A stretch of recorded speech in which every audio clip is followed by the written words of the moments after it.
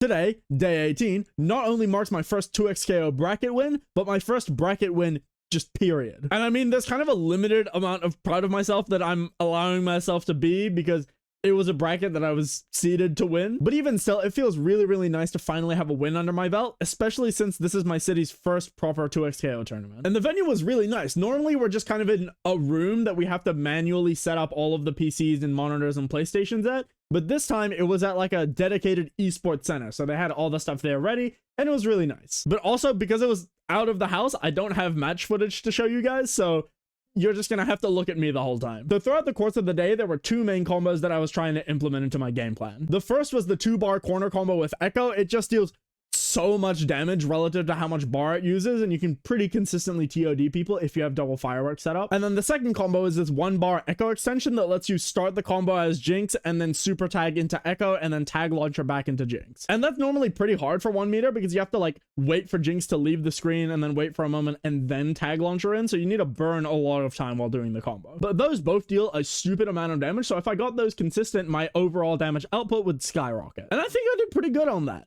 I was still dropping it a decent amount, but it was a lot more consistent than it was at the start of the day. The local was relatively small. There were only like 3 people that I was consistently playing with, but they were pretty good. The first one was Joji, who was playing Darius Blitzcrank, and while I didn't get to play against him in bracket, he was looking pretty clean. Like by the end of the day, he was hitting the optimized Blitzcrank BNBs, and those are really satisfying to watch. And then the other 2 people I did fight in bracket, so we'll go in bracket order for them. The first one was DJ Sushi, who plays Braum Darius, and his Braum was terrifying. Apparently, he mainly just plays the game in duos, and so he really only knew how to play Braum. So like the Darius was just kind of there for moral support, and also because he was an easy character that deals really high damage. And yeah, his Braum was really, really good. He had this super sick looking combo where you like get the freeze as Braum, and then Darius shoulder tackle to bounce them off, and then like freeze them midair and then do DHC, and it dealt so much damage. He was really solid. That was a close set. I ended up winning 2-1.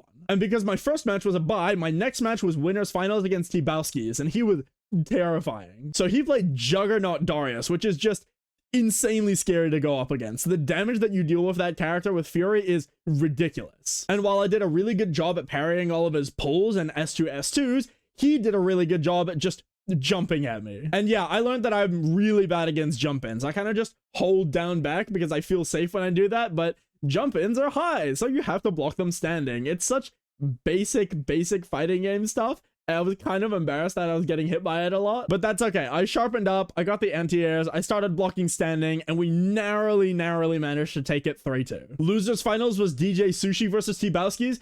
Did I say his name earlier?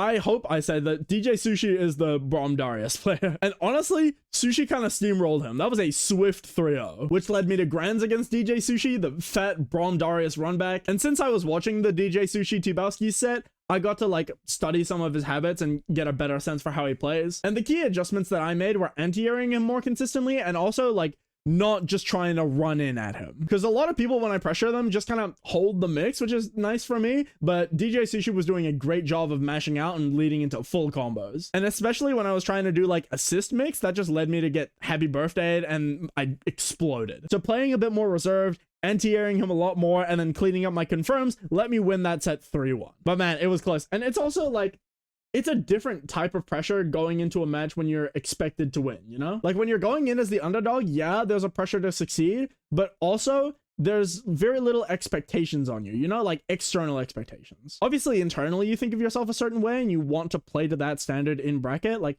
I mean, you guys have been seeing me throughout the series go into brackets where I'm the underdog, go into players that are like seated way above me and getting mad when I lose, because yeah, it's frustrating, but it's an interesting type of anxiety when you're like expected to win, right? Like there's almost a shame factor. Like if you lose, it's like, oh, I'm disappointed, like you didn't do as well as I thought you were gonna do. How embarrassing. Which like objectively that's stupid and all in your head and a really unhealthy mentality, but it's a really easy mentality to slip into. But like with a bunch of other mentality related struggles in this series, it's just something I'm gonna have to learn to deal with. And I hope that, I guess, by verbalizing it to you guys here, it is a step forward in the process of understanding my feelings and working through them. But overall, I'm really happy. It just feels good to have won a 2x KO bracket. It feels good to have won a bracket overall, and it feels extra good to know that I won my city's first offline bracket. I'll try and keep up a streak, even though it really doesn't matter, and maybe I'm just putting more unnecessary pressure on myself. It's fine. I'll deal with it. I'll see you guys tomorrow.